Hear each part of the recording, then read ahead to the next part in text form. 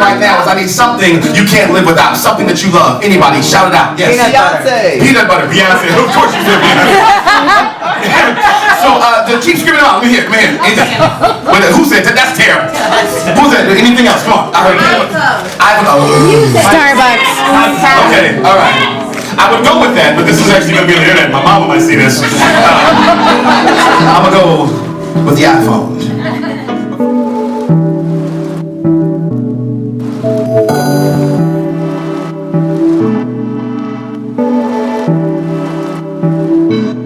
Hey, this is Andrew Shade, and this is a new episode of Broadway Black Box. We're here with Mr. James Monroe Iglehart. Yes, that's it. You got to make sure you say it right. Totally, right? understand. Because people mess it up, I'm sure. Constantly. Well, today we're going to be talking about his new show at 54 Below that's going to be happening May 4th and May 19th? 18th. Yes. And make sure you get tickets for that. But right now we want to talk about your whole journey as a whole. Like, you've had such an amazing career. It's been a blessing. Memphis and Spelling Bee. Yes. What was that like just starting out? Crazy, because what's funny is I did a show called Memphis in 2004 at a regional theater on TheaterWorks in the Bay Area. And my friend Derek Baskin, we became really cool friends, and he left and went to go do this small show that he said called Spelling Bee, and it blew up to be this amazing Broadway show. Yeah. And when they wanted to do a San Francisco cast, they couldn't find anybody. So he said, well, why don't you talk to my boy James? So they called me up. I didn't have an agent at the time. Oh, wow. So they called me up. I came in, auditioned. They liked me, and I ended up being a part of the show. And next thing you know, as time went on, they liked our cast. They brought our cast to Broadway. Wow. So we became the replacement cast for my friend. So he went on to do bigger and better things, and then our cast became the Broadway cast of Spelling Bee. So that's kind of how all that happened. And so from there you grew and you went. Now you went to Memphis. Yes, from there, while I was doing Spelling Bee, as these projects happened, they were doing readings of Memphis, and they would say, hey, I think we're going to do this. And Derek and I got back together and started laughing, acting stupid in the show.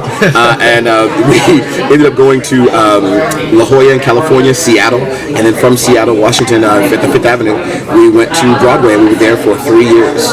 And it was one of the most amazing times of my whole entire career. So what do you say as all the things that you've done? I mean, you're doing Aladdin now. You just won a Tony Award for that. Gave us a good, quick shout. Yes, I had to.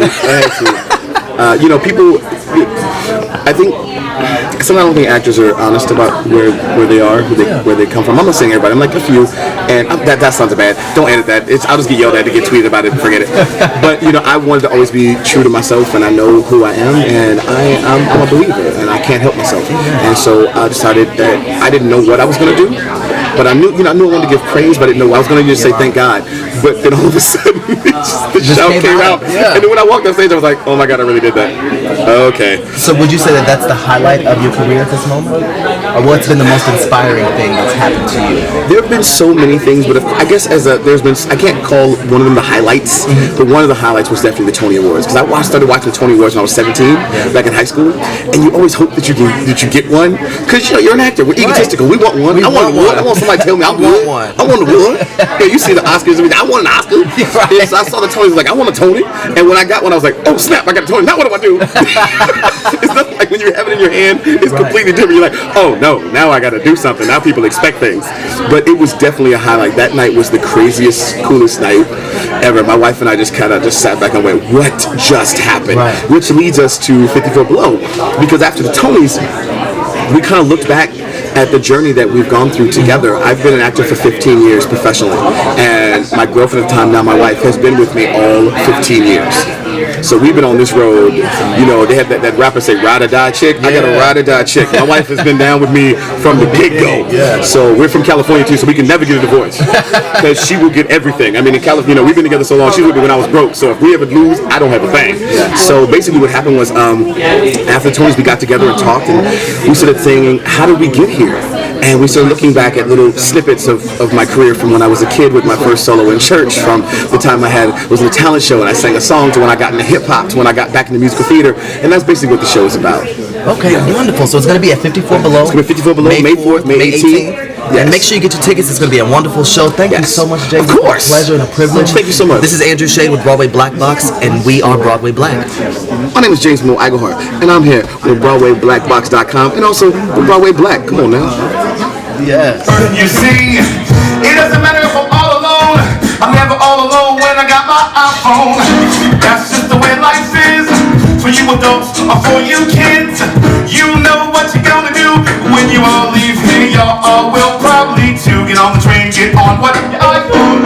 Everybody's gonna get on their iPhone. Everybody lives just by their iPhone. Because you know we can't live without an iPhone. That's just the way the world. Steve is gone, he's dead and gone. But you know he's left us not alone. Cause Steve Jobs left us with his magic iPhone.